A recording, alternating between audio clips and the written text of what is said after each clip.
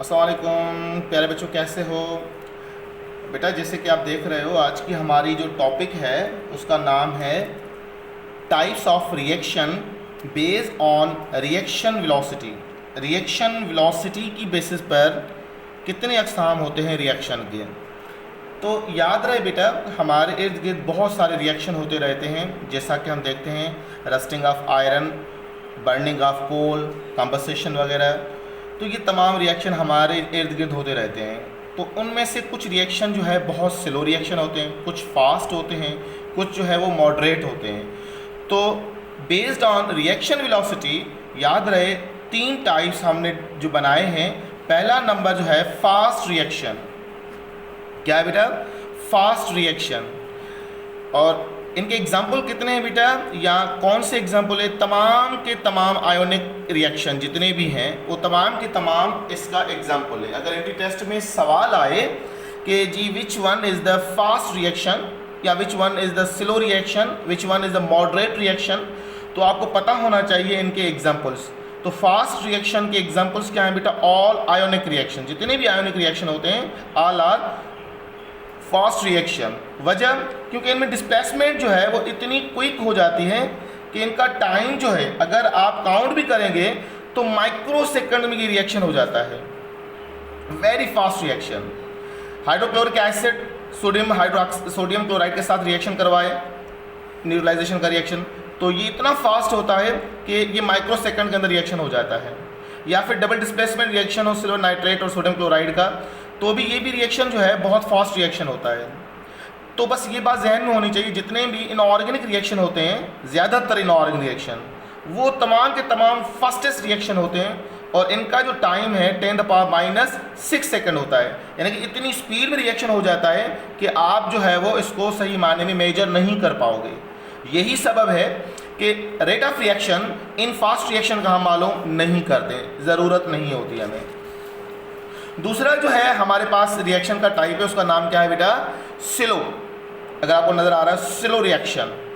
Slow reaction यानी कि ऐसे रिएक्शन जो महीनों में कंप्लीट हो, सालों में कंप्लीट हो। मिसाल के तौर पर रस्टिंग ऑफ आयरन, अगर आप लोहा लेकर आते हो तो जाहिर बात है 2, 4, 6 दिन में तो रस्टिंग का प्रोसेस नहीं होगा। रस्टिंग प्रोसेस के लिए कम से कम 4, 5, 6 महीने चाहिए। तो जाहिर बात है ये प्रोसेस कितना होता है? बहुत ही स्लो होता है, सुस्त रिएक्शन होता है। Formation of diamond, diamond formation, एक बंदा अगर रेट ऑफ रिएक्शन कैलकुलेट कर रहा हो तो याद रहे बेटा, नस्ल दर नस्ल भी अगर उसकी डेटा कैलकुलेट करें फिर भी वो नहीं कर पाएंगे। उसमें चेंज कितनी आई, एक दिन में चेंज कितनी आई, 2 दिन में चेंज कितनी आई। तो क्या आप लाखों करोड़ों साल इंतज़ार कर सकते हो? नहीं कर सकते, क्योंकि डायमंड फॉर्मेशन के लिए बहुत ज़्यादा टाइम रिक्वायर होता है। रेडियो डिके, याद है इसमें 2 कंडीशन होती हैं। बहुत सारे रेडियो डिके जो है 10 द पावर मतलब कोई क्ली भी हो जाते हैं, इसमें कोई शक नहीं, पर कुछ जो है वो सालों साल चलते रहते हैं रिएक्शन। तो ये तमाम रिएक्शन जो है वो एग्जाम्पल्स हैं किसके? Slow reaction. तो रेट ऑफ रिएक्शन इसका भी मालूम हम नहीं कर सकते, बस ये बात ध्यान में होनी चाहिए। ना तो फास्ट रिएक्शन का रेट ऑफ रिएक्शन हम कैलकुलेट कर सकते हैं, क्योंकि ये इतना जो है वो स्पीड रिएक्शन हो जाता है, हमें पता ही नहीं चलता। Slow reaction a huge time require, ये भी हम नहीं कर पाते। तो बाकी बचा थर्ड, उसका नाम क्या है? Moderate reaction. तो मॉडरेट रिएक्शन क्या होता है? जो दरमियाना हो, यानी कि कुछ घंटों में रिएक्शन हो जाए, फाइनाइट टाइम के अंदर जो है रिएक्शन हो जाए। जैसा कि इसका एग्जाम्पल है बेटा, generally all organic reaction, generally all organic reaction जिसके अंदर कोवलेंट बॉन्ड हो, तो ये जो है वो मॉडरेट रिएक्शंस होते हैं और ये इतना टाइम जो है वो नहीं लेते हैं। ज़्यादा से ज़्यादा 1 घंटा, 2 घंटा, 5, 6, 7, 8 घंटे के अंदर ये रिएक्शन कंप्लीट हो जाता है। जैसे कि ईस्टरफिकेशन है, formation of Easter. Formation of Easter के अंदर हम क्या लेते हैं बेटा?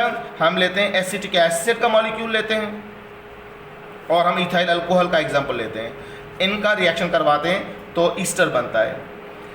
डिसोसिएशन ऑफ डाइसेक्राइड, यानी कि अगर सक्रोज हो तो ग्लूकोज के अंदर हम किस तरह से इसको कन्वर्ट करते हैं। तो याद रहे ये तमाम के तमाम रिएक्शन क्या होते हैं? ऑर्गेनिक रिएक्शन होते हैं और ऑर्गेनिक रिएक्शन मॉडरेट रिएक्शन होते हैं। इसी बेस पर हमने कैटलिस्ट के 2 टाइप्स बनाए हैं। देखें, हमें रेट ऑफ रिएक्शन मालूम करना है फास्ट रिएक्शन का, अब सवाल ये है कि सर फास्ट रिएक्शन तो 10⁻6 सेकंड्स में अंदर, माइक्रो सेकंड्स के अंदर कंप्लीट हो जाता है, तो अब हम इसका रेट ऑफ रिएक्शन कैसे मालूम करेंगे, या फिर जो बहुत स्लो रिएक्शन होते हैं उनका रेट ऑफ रिएक्शन कैसे मालूम करते हैं। तो हमने दरअसल कैटलिस्ट के 2 टाइप्स बनाए हैं, यानी कि एज अ केमिस्ट एक ऐसा रिएक्शन जो बहुत ज़्यादा स्लो हो रहा है, बहुत ज़्यादा स्लो हो रहा है, हम उसको फास्ट करेंगे, और जो रिएक्शन बहुत फास्ट हो रहा है उसको हम क्या करेंगे, स्लो करेंगे। मीनवाइल हम चाहते हैं कि रिएक्शन मॉडरेट हो और हम आसानी से कैलकुलेट कर पाएँ। तो अगर आप फास्ट को स्लो करना चाहते हो, अगर फास्ट को स्लो करना चाहते हो तो हम कैटलिस्ट डिज़ाइन करते हैं जिसका नाम है नेगेटिव कैटलिस्ट। क्या नाम है बेटा, नेगेटिव कैटलिस्ट। और अगर जो स्लो रिएक्शन है उसको हम फास्ट करना चाहते हैं तो हम कैटलिस्ट यूज़ करेंगे जिसका नाम है पॉजिटिव कैटलिस्ट है। तो याद रहे 2 तरह के कैटलिस्ट हो गए हमारे पास, नेगेटिव कैटलिस्ट और पॉजिटिव कैटलिस्ट।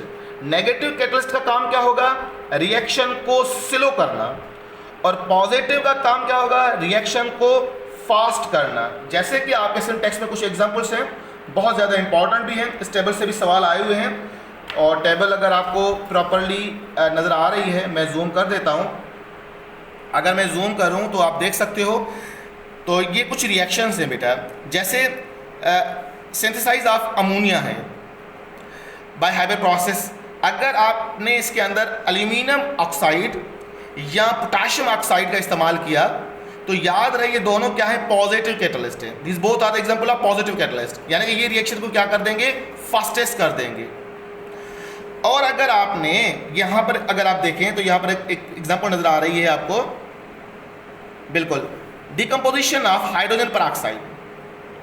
अगर आपने ग्लिसरीन का इस्तेमाल किया तो ये रिएक्शन नेगेटिव में चला जाएगा, यानी कि ये रिएक्शन स्लो हो जाएगा, बजाय कि फास्टेस्ट हो ये रिएक्शन स्लो होगा। और यहाँ अगर आपने मैग्नीज डाइऑक्साइड का इस्तेमाल किया तो ये रिएक्शन फास्ट हो जाएगा। रिएक्शन सेम ही है पर कंडीशन चेंज आ गई, कैटलिस्ट की मौजूदगी में एक जो रिएक्शन को फास्टेस्ट कर देता है और एक रिएक्शन को स्लो कर देता है। तो फास्ट स्लो रिएक्शन के अंदर हम कैटलिस्ट का इंतखाब करते हैं। अगर हमें रिएक्शन फास्टेस्ट चाहिए तो हम पॉजिटिव कैटलिस्ट का इंतखाब करेंगे, और अगर हमें रिएक्शन स्लो चाहिए तो हम जो है वो नेगेटिव कैटलिस्ट का इस्तेमाल करेंगे। नेगेटिव पॉजिटिव कैटलिस्ट को आप ज़रूर देखिएगा, 240 पेज पर ये जो लिस्ट बनी हुई है इसको ज़रूर देखिएगा फॉर द एंट्री टेस्ट। आगे हम फैक्टर्स में भी डिस्कस करेंगे कैटलिस्ट का काम क्या होता है।